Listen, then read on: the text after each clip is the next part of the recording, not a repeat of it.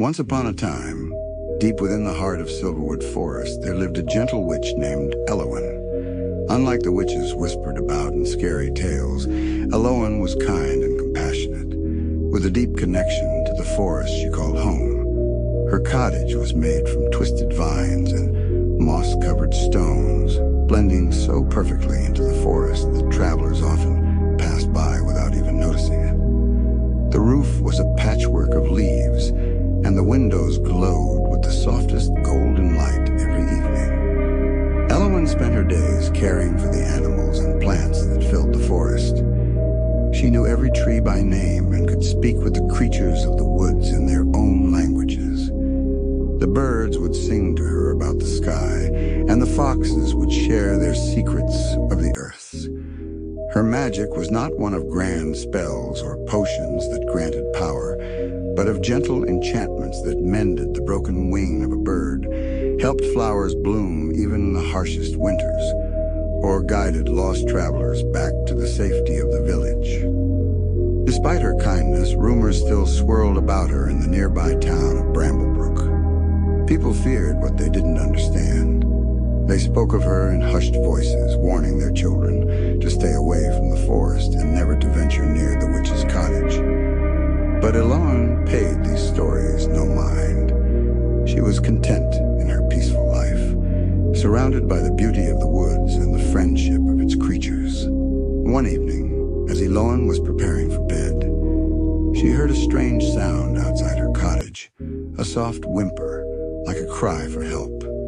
She opened her door and found a small, shivering creature on her doorstep. It was a young wolf pup, no older than a few weeks, with a leg tangled in a snare. Someone had set a trap, likely hoping to catch a deer or a rabbit, and the poor pup had stumbled into it.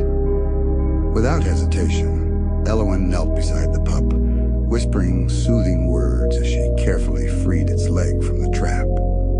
The pup whimpered softly, but did not pull away, sensing the kindness in the witch's touch. Elowen carried the little wolf inside, where she cleaned and bandaged its wound. With a gentle spell, she eased the pup's pain, and soon it drifted off to sleep by the warmth of her hearth. The next morning, Elowen awoke to find the pup still sleeping soundly. She smiled and went about her daily routine, preparing herbal teas and tending to her garden. When the pup finally awoke, it looked at Elowen with bright, trusting eyes. She had saved its life, and the little wolf knew it. For days, the pup stayed with Elowen, growing stronger with each passing day. She named him Ash, for the color of his fur, which was as dark as the coals in her fireplace. The two became inseparable, and wherever Elowen went, Ash followed close behind. But one morning, as they walked through the forest together, Elowen noticed something strange. The birds were silent, the trees still, and a feeling of unease crept over her like a shadow. She knelt beside Ash, who was sniffing the air, his ears perked up in alarm. "There's something wrong," Elowen murmured, her voice barely above a whisper. "Something is disturbing the balance of the forest." As they continued deeper into the woods, Elowen's fears were confirmed. Trees were wilting, their leaves turning brown and brittle, and the once clear streams were murky and sluggish. The magic of the forest was fading, and Elowen could feel it slipping away like sand through her fingers. She knew she had to act quickly. Elowen returned to her cottage and prepared a satchel of herbs and potions. She had read about such a curse before, a dark magic that drained the life from the land, leaving it barren and desolate. But the only way to stop it was to find the source of the curse and break it before it consumed the entire forest. With Ash at her side, Elowen set out on a journey to find the heart of the curse.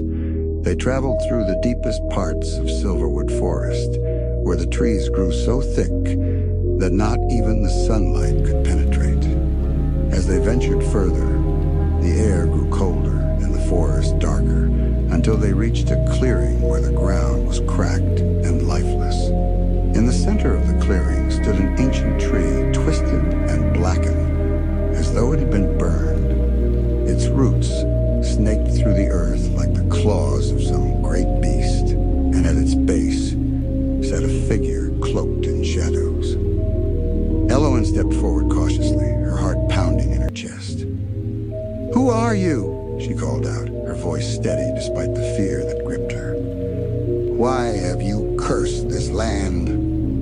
The figure slowly turned, revealing the face of an old woman, her eyes glowing with a strange, unnatural light. "I am Agatha," the woman rasped, her voice like the rustling of dead leaves. "And this forest was once mine, but it was taken from me by the villagers who feared my power. Now I take my revenge." Elowen's heart ached for Agatha, for she understood what it was like to be feared and misunderstood. But she could not let the forest die. "There is no need for revenge," Elowen said softly. "The villagers are afraid, yes, but they do not understand your magic. You can live in peace again as I do, without this darkness." Agatha sneered, but there was a flicker of doubt in her eyes. "Peace? They will never accept me." "Let me help you," Elowen pleaded.